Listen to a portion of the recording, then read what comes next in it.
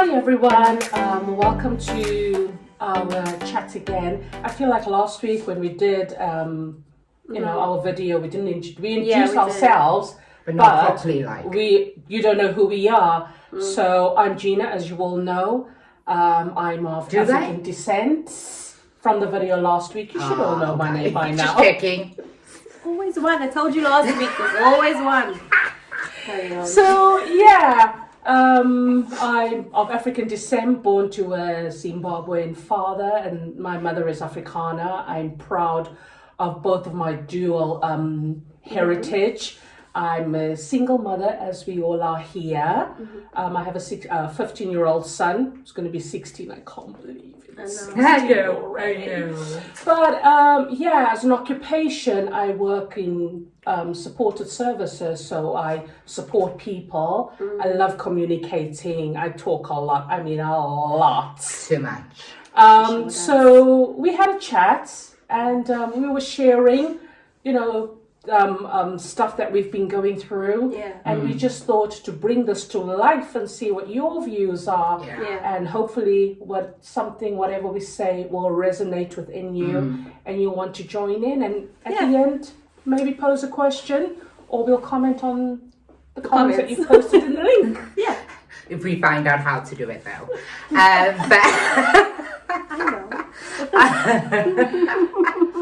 Oh well, hi, I'm Cleo, this is my sister Adele. I've got two grown daughters. When I say grown, 20, God, the youngest will be 20 next week. Wow. So basically I've moved from South Africa to the UK, Cardiff, about 15, 16 years ago. And the reason why I'm actually doing this show is simply because I have had to change my perception of the world. So that resonated a lot with me, and I'd like to share that journey with you and my journey with you as well. See how far we get.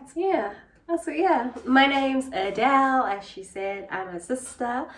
I am a full-time mom at the moment. I have a son. He's gonna be 2 next month, like you, Geena. Not ready. It goes so fast. But we move. But I'm a full-time stay-at-home mom. I used to work in early years education, childcare for at least 10 years. So this is the first time I've been at home this long.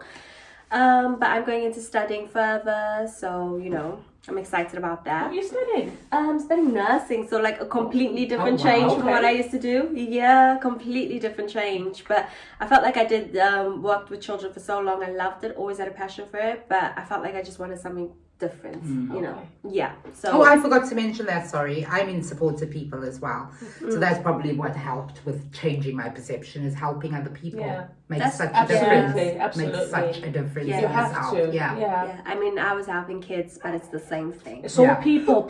If you say all so. people. Yeah. They were 3 and 4, but But still people. Little humans.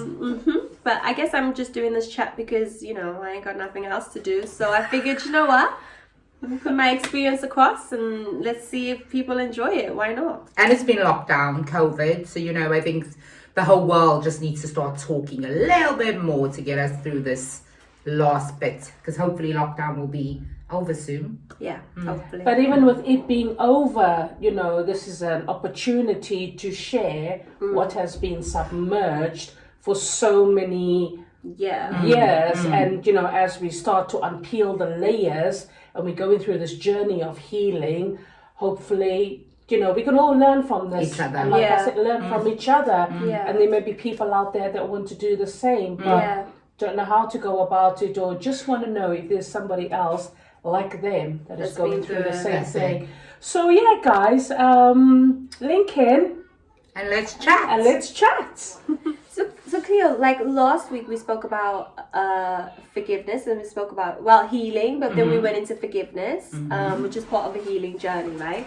And then you said about your ex-partner, and so what happened to him, and how you were ultimately you had to forgive. You were forced. There was no other situation. You could not forgive him, basically. Yeah. But we know the story because we know you. But then I'm just kind of think it's something that you should share with people because it's such a deep situation you were faced with. Like, I don't even know how you got through it. And if people know your story, then they can understand why we're chatting. And what brought us here, What brought I us suppose. here. Well, for me, it's such a long story, but let's highlight the story.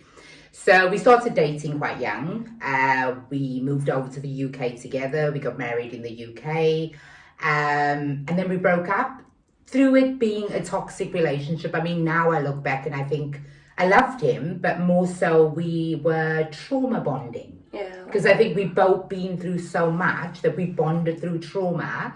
So even if, for example, that if, you know, if someone cheats on you or whatever, you find excuses to forgive the cheating and to make this relationship worthwhile.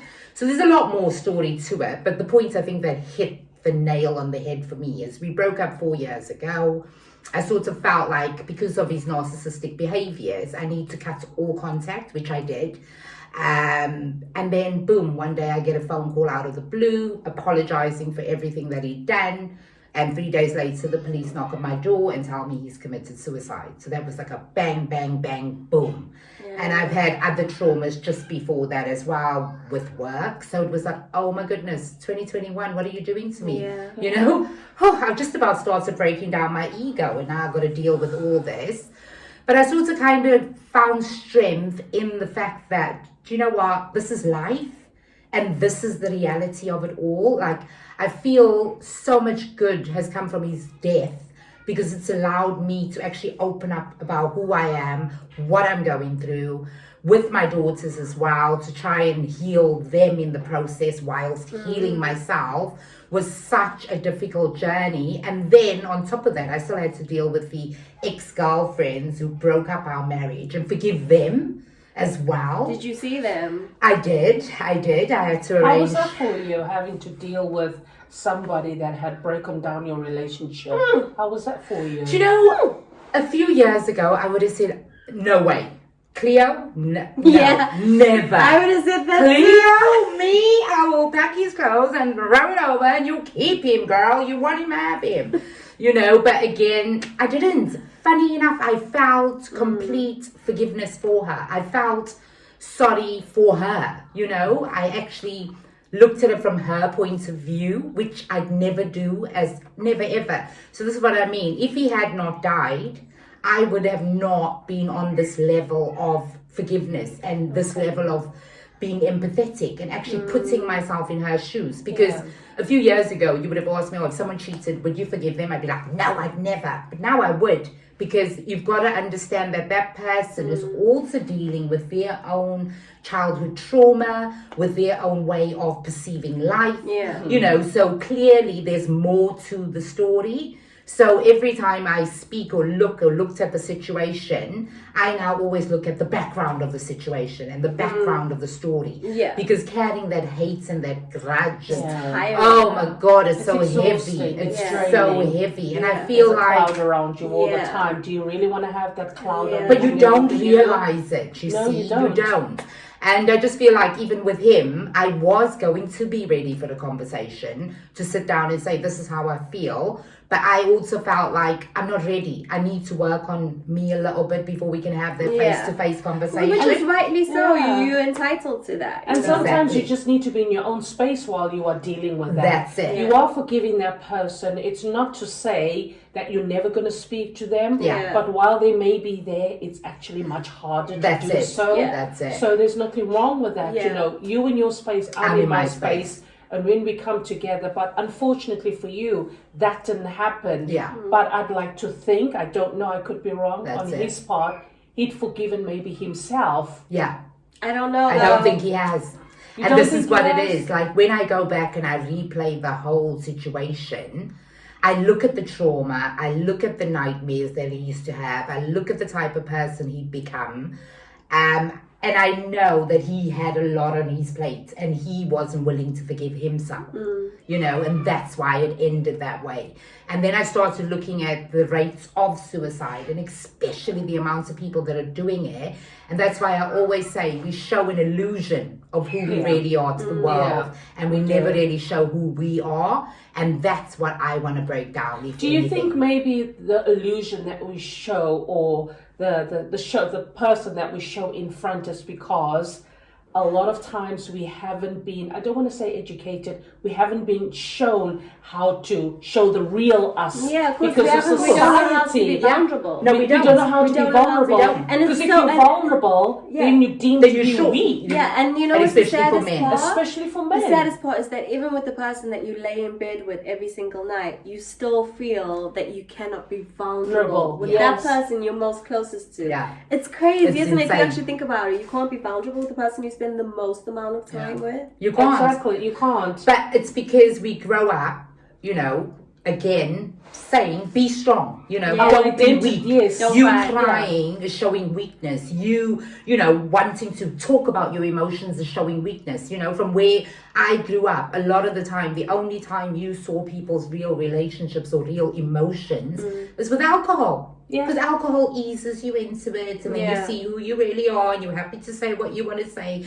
So again, to break that relationship and show who you are without any substances, any alcohol, it is really, really difficult. And this is true. You're saying for some families it could be alcohol. For some families it's religion, and for some of us it's our culture. You know, as our culture, you're not. I wouldn't say you're not meant to speak up, but if you do, you're deemed crazy. Yeah, you crazy especially girl. when you're a child. You keep quiet. What's this how children should Keep be quiet seen and sit and not down. heard? Keep quiet and sit down. So you grow up with that. Or when you know, you want to reveal there's a part of me that's not happy within myself. You get told about a story about, listen, Mrs. Jones next door, she got cancer, 5 kids. Yeah. What you got to be miserable about? But that's not it. You want to be heard and you want to be seen. Yes. You really want to be seen. Yes. And, you know, like you say with our men, a lot of times they've just been taught to pull your bootstraps up, be firm, don't show vulnerability. So the men grow up at that. But I was watching a show anyway, and it's crazy. You know, so many things resonate. And it's about the education system. So if you think about it, when we went to school, the bell would go off, you'd say your prayer, you'd sit at your desk, you'd shut up. Again, seen, but not heard. You speak when I talk, you know, and you pick your hand up to speak. So the education system taught us to shut up and keep quiet and be still until you're spoken to. Society is changing now. So we do need to attack that with children. We do need to ensure that we are introducing methods where they feel comfortable to talk, you know? Yeah. And I think that's what it is. It's making them comfortable to express themselves. So we've got to sort of put in curriculums that help them to show how they're really feeling. And we may not agree with their opinion. I have a 15-year-old son, and sometimes the way he looks at a situation, he addresses a topic or his train of thought, I'm thinking, no way did I speak to my mother like that. But the dispensation is different because, as you're saying, we live in a different different part of the world, in a different time. Our children today, even your 2-year-old, the things that you would do when you think, hang on, when I was 2, I never did that. But we have to adjust and mind it. Our broad said, so Adele, going to what Cleo was going on, how have you, dealt with forgiveness? Have any, share some thoughts on that. Tell us, girl. Give us a little bit of yours. You got all my business out there now. I don't know if I'm ready. Everybody knows my business. One thing I will say, funny enough, is like I feel about, forgiveness. Sometimes I've realized, in the past, I've done something to somebody, right? And then I'll leave that situation and I'll be like, I don't know if I ever really I don't know if I even sat down with myself and thought, oh my gosh, do I actually forgive myself? Because sometimes my ego back then was like, I don't have to do that. That relationship ended. Oh, I made a few mistakes. Okay, let's move on. Right? Yeah. So one thing I will say is from previous relationships, I've been the one who's made the mistake or I've done something and then I've walked away from that relationship when I was younger and like my ego didn't even deal with it because I think I was almost just like, oh, okay, I didn't even address the mistakes that I made. I just felt like, you know what, me and that person, when we ended it, we're on decent terms, so Done. it's cool. Yeah. I'm cool. But then it's so funny because what you sow, you really reap. I know. definitely. So then now, I know. further down the line, I've been in situations where things have happened, and I'm just like, is this my karma? Yeah. Like, have you ever been in that's that exactly what I thought. where Yeah. I'm just like, oh my goodness, Yeah. like, and then you really understand how that person felt, like how much hurt and pain you That's actually it. caused them. Yeah. You really understand it when God, it's yeah. something similar that's done to you, and when you're hurting and you're feeling that pain. Yeah. So really, for me, it's like my forgiveness journey only really started probably over like this past year, where I actually sat down with things that I did like 9 years ago, 8 Yeah. years ago, and I'm just like, wow, I didn't even deal with that. Yeah. And so then I had to sit down and really then forgive myself and be like, okay, you know what? Yeah. It's okay. So then I understand now, like I know, for instance, you know, whenever I want to go into another relationship or even with family members, I understand myself more now that I'm just like, okay, this is what I'm like, and I've forgiven myself. Yeah. Yeah. Forgiving Absolutely. yourself. Forgiving It's yourself. so important. Because it starts with you, and something like you say, you know, karma comes back God. because of the trauma. You haven't dealt with whatever trauma it is, and then you wonder, why is this relationship and that relationship? Not there seems to working be a out. pattern. Yeah. And Yeah. you know, I've gone through the same way. I've had to look at myself, Yeah. and sometimes I've not liked Yes. what I've seen. And And someone has pointed it out, and like you say, my ego has been, Yeah. why are they telling me about that? I don't think I'm like that. Yeah. Nobody else agrees, you know, Yeah. that person. Yeah. But from that fine. person, Point of view. that's how they are perceiving me.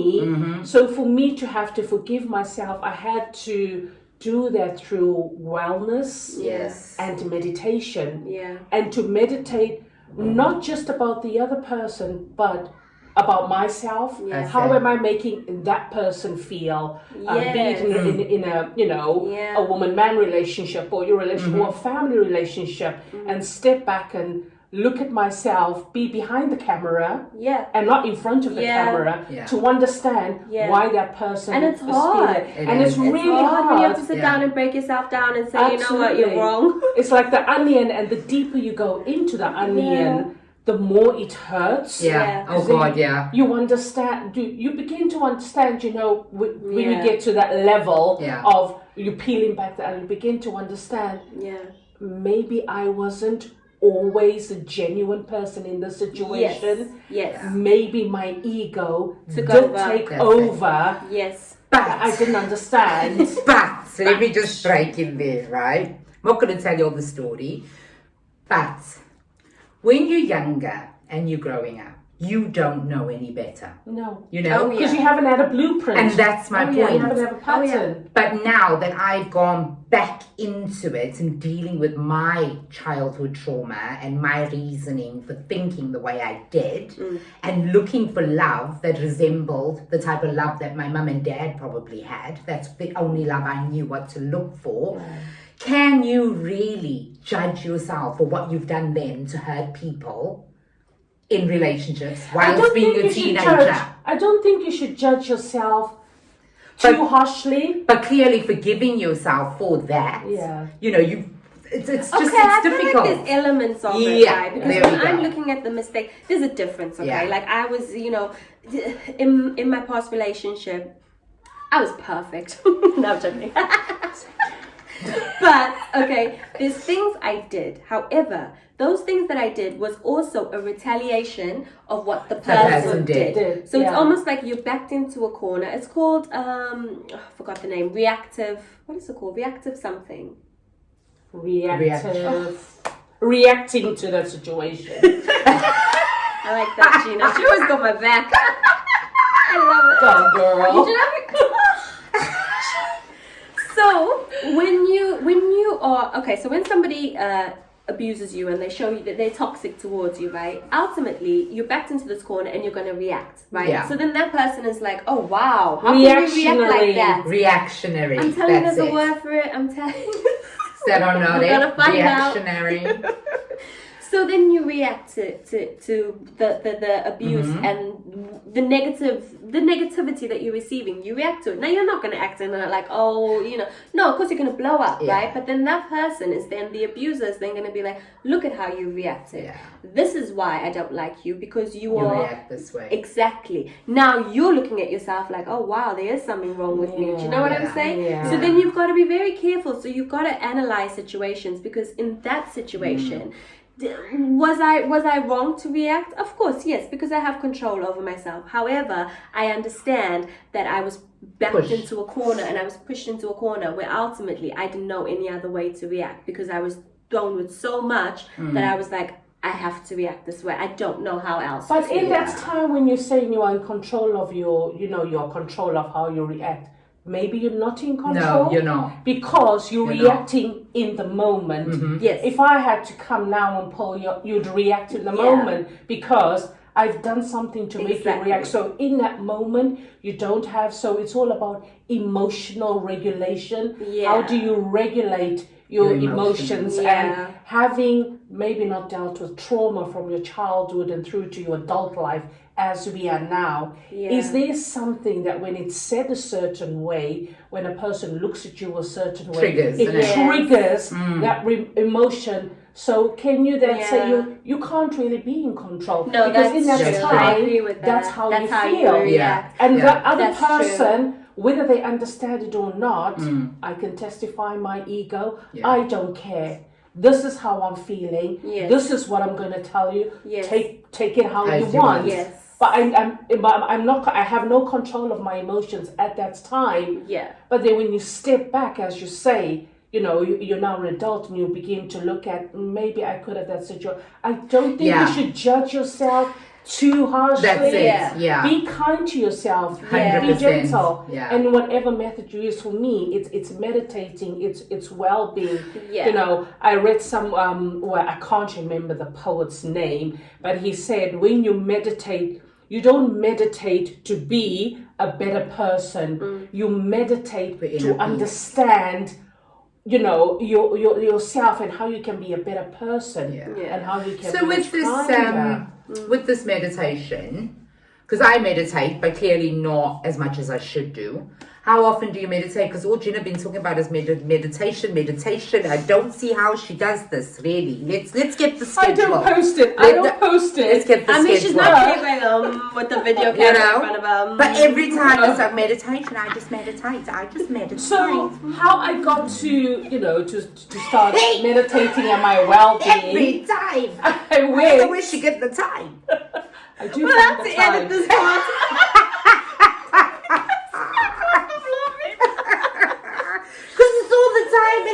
I meditate, I cook, Me too, I got time to do so many things. How, Geena? I do. Explain. 24 hours in a day can really be utilized well. Okay. It's all about time management. Let's you go. Know that. We're in people's services, I do. I just don't have enough time to do everything. But Geena's like, I'll cook sisters, because I'm from Cape Town. I can cook. I'm the best cook. Oh my God. Cleo, you don't cook. Oh my God. She don't. I used to, but I prefer not to. I am now a millennium woman. This is another topic because you're making me angry now. So when I talk about how I came to be like this, I had to, like you say, going back to my childhood, there are things that had happened that I hadn't dealt with. And for me, like I say, I grew up in Zimbabwe and South Africa, but I grew up in an apartheid era system where things happen. I just going back and peeling back the layers. I remember I was 6 years old and my best friend was murdered in his house. The whole house burnt alive. Oh, wow. His whole family passed away, and it was just him. And we heard the screams living right next door to him. Wow. I never dealt with that until I was in my 30s, and I had a relationship How did that breakdown. impact you then?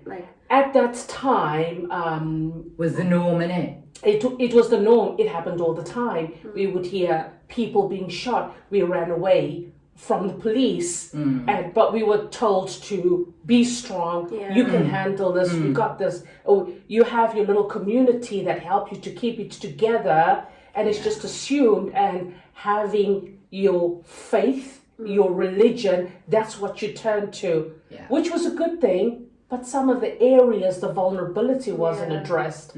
So like I said, it was only when I was in my 30s and I went through a horrible breakup that I started, maybe I have to look within myself, what is it? Because that person there told me I thought I had met a man of my dreams, my unicorn. I'm getting married, soulmate, whatever you want to call it. And that person said to me, I would have wanted to stay with you, but because you have so much anger, because of your tongue, because of your neediness, because of you're like a lobster, you won't let go. They say lobsters mate for life, which is true. Lobsters don't cheat. They don't cheat. So I want a lobster. I want a lobster. I still want a lobster. I like the taste of lobster. Yeah, I do like lobster. And I thought, when a person said that to me, it was almost like an awakening. It was an awakening, but my ego still wouldn't address it. You weren't ready. I wasn't ready. ready. And it wasn't. I think as you grow older, it wasn't when I hit 40, and then in my late 40s, I'm 50 now. I looked at my life. You don't look your face. Oh, well done, well done. You know what they say? It's the melamine. Thank you. The melamine. I was like, I don't want to, the next decades of my life, I don't want to carry this forward. Yeah. I may not heal everything, but I need to address it. So I had to go back to having been living in an oppressed era. But then the same sort of oppression followed me in relationships, in my own family, where I felt I'm being oppressed here, but if I show my vulnerability, I'm going to get over it. That happened years ago. And I think, I don't quote me on statistics, I'm not one of those people, but from my experience, I just think sometimes as Black women, we hold it together. I'd like to think we are the community of the village. But then sometimes when we are, perceived to be so strong, we're vulnerable too. I want to break my pain. I want to speak about my pain. If he's cheated on me, or vice versa. You want to talk about it, but you can't. No, you can't. And I'm hoping that by talking about this, that hopefully the up and coming young women, or maybe there are other women out there as well that we don't know about, that talk about these things, because the key communication is I like to communicate. And it's to talk about what you're going through. Did you forgive him? Have you forgiven your ex, the one that told you, I did, and I on my part, because we're on friendly terms, we talk, we communicate much better than we did. There's no anger on my part, and I wish him nothing but the best. And I don't want to take that into my next relationship and compare the two, because we tend to do that as well, because we haven't forgiven that person. But I also identified that I need to forgive myself, and I need to forgive him for what he's got. And he may not forgive me, and whether he has or not, I don't know. But I just know we communicate There's no better. anger. There's no anger. We can have a laugh. Whereas before, I'd be like, what you want? I ain't talking to him. There's none of that. There's none of that. And even with family, I'm still dealing with it. There are issues, that I haven't addressed yet, and I may never, or I may. I had to look at therapy, which again is not really done in our culture. But I'm not embarrassed to say I had to go there, because my well-being was so important. If I'm well, then my family would be well, which is my son. And I did it mainly for him, because I didn't want him as a single parent growing up. The stigma is, when you're a single parent, especially being Black, there's only one way. It's drugs, drink, alcohol, women. You're going to grow up, just to be. But not only that, for me, it was about generational pain. And there is a lot of that. There So is, definitely. if Do you I almost feel like, saying generational pain, do you almost feel like you're not only healing yourself, but you're almost like healing that generational pain from your ancestors and from your family, from your mom, from your dad, that's fallen on your shoulders, that you now even have to heal from that. Because as you start looking back, peeling back the like, onion. oh wow, oh no, never. You see a pattern, and then you put you put it all together, and you're like, oh my gosh, it's not only about me, it's not about my girls, my kids, it's actually about the generations before. It's about my nieces now, my nephews, and the new generation. I don't ever want them to feel this pain or have to deal with it. So let me deal with it now, and let our family deal with it, and stop this generational curse, as we may call it, even though it's not a curse. It just follows you because you haven't dealt with it, and you haven't asked for it. And as women, as carriers of seed, we carry for 9 months. We transfer all those generational pain and trauma without realizing it. Then when our children act out in a certain way, we were like, where's this come from? I'm not like that. But when you go back and you deal with what has happened in generations previous before you, you understand yourself. That's right. But again, it comes back to as you are growing. Because if somebody had told you as a 16-year-old, you'd be like, what? You weren't telling me. And I know. I think for me, one of my big kickstarts on my journey was also being a single mom.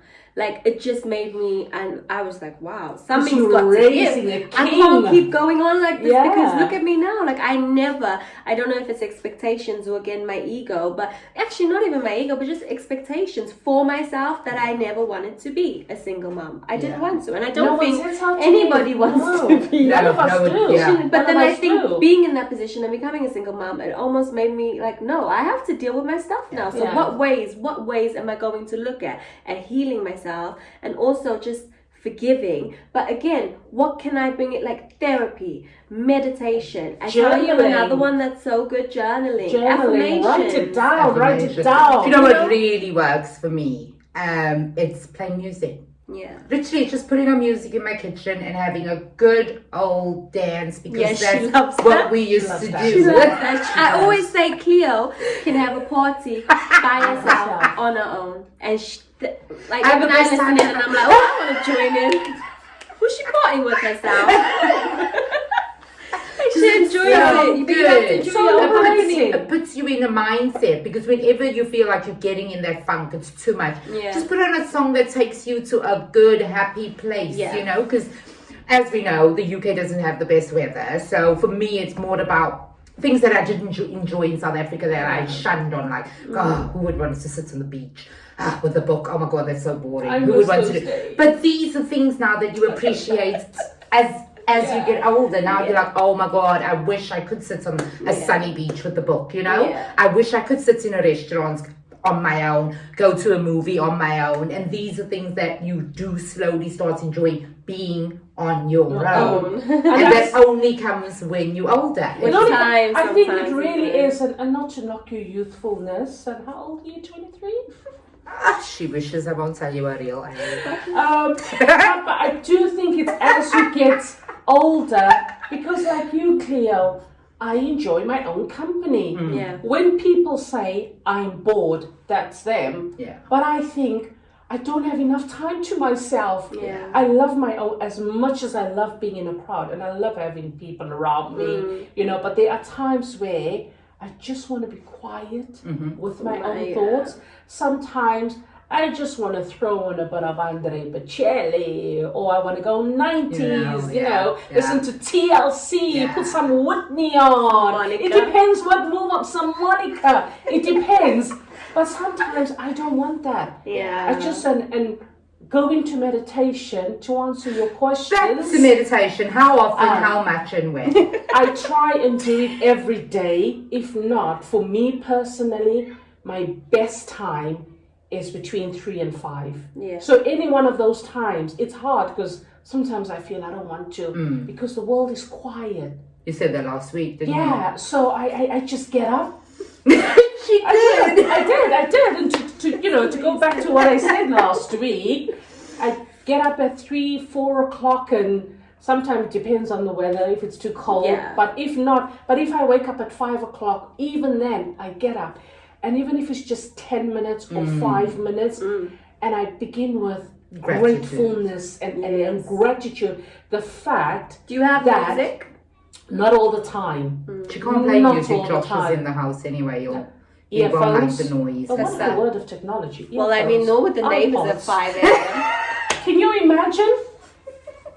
Sorry, yeah. yeah. I I get can up play and music loud anytime. I just sit there in quietness, and sometimes I have a word, sometimes I don't, and sometimes while I'm meditating, something will come to me or whatever I'm experiencing, and I'll write it down as a communicator. Yeah, I love because the writing. thing is, sometimes I think as well, people say, yeah, meditation, and then they think it's like literally sitting up. Did you say I this said that week? last week, yeah. So you can lay down. But you just get comfortable and Yeah. just meditate. I'll tell you another one that's really good, because we spoke a lot about relationships as well as family, mending those relationships. Another really good one was cord cutting, I found. And so cord cutting is really like, when you get into a relationship, your energies with that person tend to mend together because you spend so much time, so you almost become one. 100%. Right? Yeah. And with family, it's already there, because it's what you're bonded together by blood and genetics and DNA. But with the relationship, when you sort of walk away and you forgive the person, okay, great. But sometimes it's very difficult to forget. Yeah. It's very difficult to forget.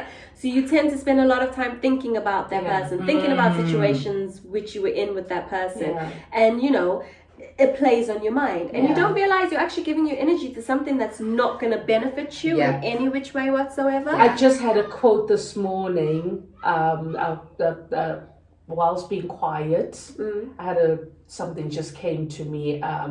If we knew what we know now when we're younger in quietness, we wouldn't have wasted our energy. Do you know what I mean? Don't waste your energy Onto things that doesn't don't feed your soul. They don't feed your soul. They're not gonna help you to progress. Saying it though and putting it into practice. No, but then this is why Very cord difficult cutting is thing. actually a really good type of meditation to do.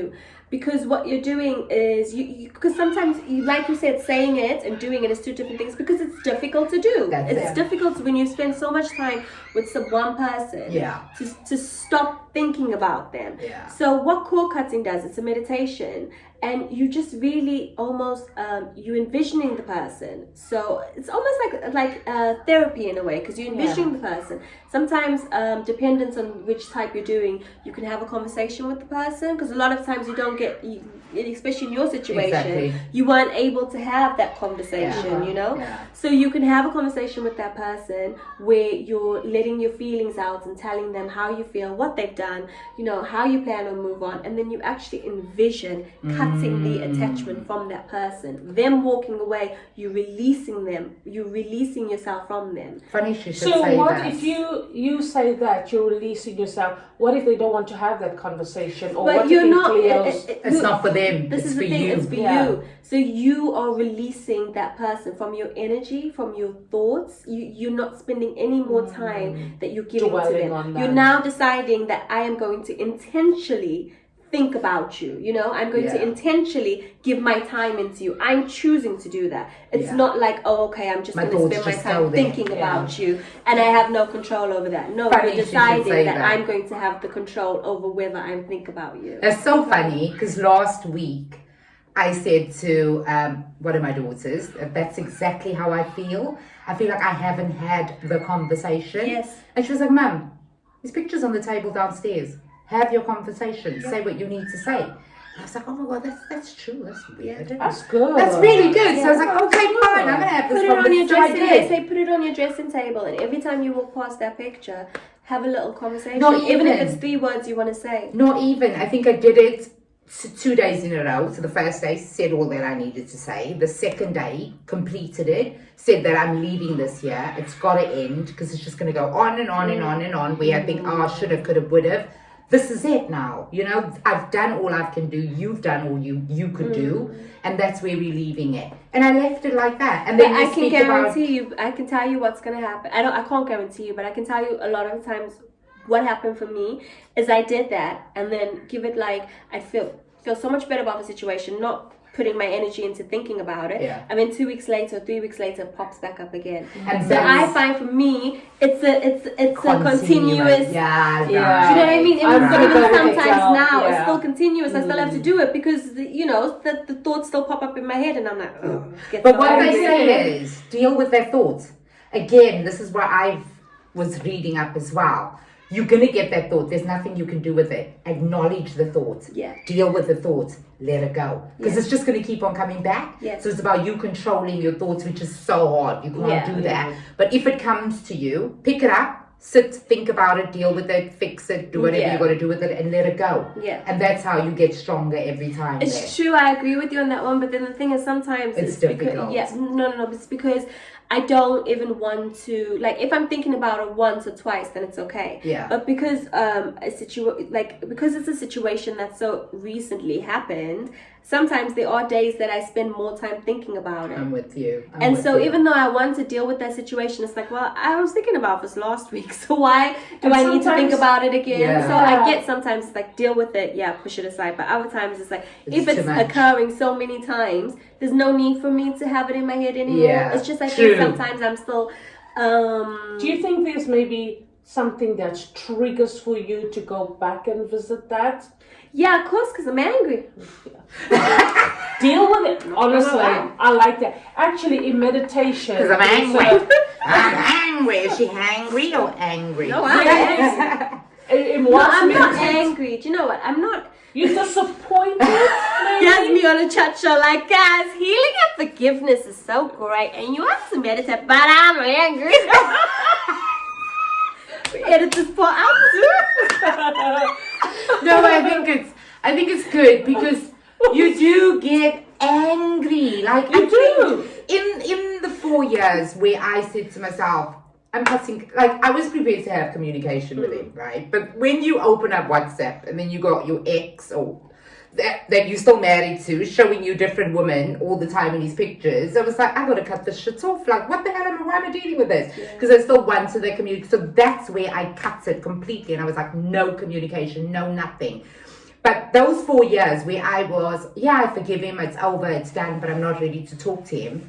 I was angry. I was so angry because you've wasted my time. I've invested so much time in you. And then I thought, it's all about you again, Cleo. You've invested the time. You wanted him to change. You wanted to mold him into the man that you wanted him to become, that was best for you. Because as women, I want to save you and make you mine. It's a nurturing spirit. Because that's we want what to we nurture. have. And until I could understand that, then I could let go and I could move on. But I've only discovered that through death. Let's put it that way. Now I've discovered it because there was something that went shock. Boom! You got to deal with it. It's so hard to get rid of that anger. Exactly. This is where it goes back to in our community, we are the strong ones. That's it. We nurture. So you have this broken person that hasn't dealt, or maybe they don't even know because they never had an example. No. They never had a blueprint of what it is to be a partner, a husband, a dad. No. So that if they bring that into your relationship, and because we nurturers, we want to protect, we want to make them feel better, we put so much in, so that when it doesn't work out, you feel, I've invested my time, my energy, my all, my this, and I don't know if you could bring ego into that. It's definitely it's all ego. I. Yeah, but maybe that person doesn't see it that way. They say, well, I married you, didn't I? Yeah, that's enough. I was with you. That's enough for them. Yeah. What more? I gave you kids. And again, I'm gonna say some, because not all men are like that. No, and that's what we got, and that's what I had to. Yes. I had to get to that stage of realizing that not all men are like that. It's, because you do tarnish them. It's like a saying, men are dogs. I hate men. But then, how funny is it that we go full circle? Because it's almost like when you get into the relationship with somebody who has these issues, it always comes down to unforgiveness. Well, a lot more, but one of the main factors again is you haven't really forgiven yourself. You haven't forgiven. You haven't healed. No. You really haven't healed. No. You so it's like you get into those situations, and then you without realizing that you haven't healed from the past. But it was never the way I think we were brought up. I'll say we, as in me and my sister. It was never about a female. It was always about the male. You know, the male makes the money. The male's more important. I think that's the not male. Just, that's in in our culture. That is the thing. The man is a responsible one. So when we got into relationships, we highlighted these males, thinking, "Oh my God, these males are going to show us and going to look after us, so we've got to invest in them." And so it's so much, it goes back to so much of nature versus nurture that we put into relationships, you know? So it's a hard one. It is a hard one. It's like you know, your background, we've been friends for a while now, so they have family right now. Claiming. No. Jokes. Going back to the blueprint for me that I had was my father. My father was a 6'4" strong man who had multiple jobs to sustain his family. He treated my mother like a queen. Yeah. Whatever she wanted, she got, literally. Yeah. He made sure he provided for us, his children. I have 3 other siblings, and so for me growing up, that's who I wanted, the strong man, you know, that would treat me like a queen, a man that would see me. Don't we all? Well, that it would see me, and when I walk into a room, it would acknowledge my presence. And sometimes I think I kind of got close to that, but then a lot of times it was wishy-washy, or as I say, it was mine was Disney. Not gonna lie, Disney messed me up. I was waiting for my prince on a white horse to come in. Honestly, I'm telling you. And it didn't happen, so you know, there's that resentment, this anger, and a lot of time I got angry. I thought, in my standards back then, maybe it was my ego, and I still think I'm a reasonably good person. You know, I give a reasonable amount of respect, but respect wasn't being served, so I got angry and I moved from one relationship to the next, taking that with me, not dealing with how that person has treated me, and how do I heal from that. So had to step back and say, what is it also that I'm bringing at the table whilst we're seated? What am I bringing? Like you say, the reaction is reactionary. How am I responding to that person? What am I putting out that's making them behave in that manner towards me? And I can't blame myself if they're not taking responsibility. Let me take responsibility for me to heal me, to move forward and go. You know, we can go on to our techniques: meditation, journaling, music, putting those tunes on. You know, if that makes you feel better, these are all techniques that we're dealing with, and we're still growing and we're still learning. You know, it's not bad. The hope is to encourage other people out there watching this 100% and going through what we are going through. You don't have to be, you know, anybody, any woman, any man even. Because let's not forget, there's some brothers that have been disappointed, 100%. bitterly disappointed, and they could have the same perception where they go, I don't want to have that woman in my life. And they could, I don't know, maybe pick up one of us and think, you know, but look at another sister. I'm with you. So we've shared with, we've shared with each other our different journeys, our perspective, and how changing perception, what techniques we use. Not so much techniques, though, to be fair. We haven't really touched on techniques. We use our personal, like I spoke about, for me, how I've come to do meditation. Adele has spoken about cord cutting. You spoke about what you spoke about. How pretty I am.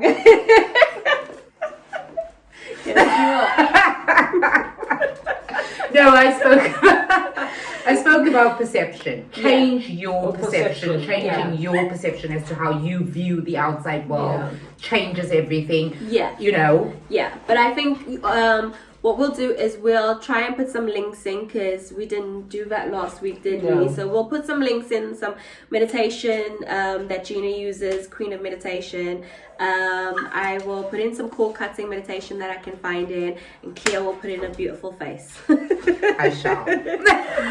And we'll see you next week. And please, guys, once again, thank you so much. You know, Thank for the you. likes and the support. Subscribe. Subscribe. And we're learning. We'll teach you how to put it in the name. If we can figure it out. Bye. Bye, guys.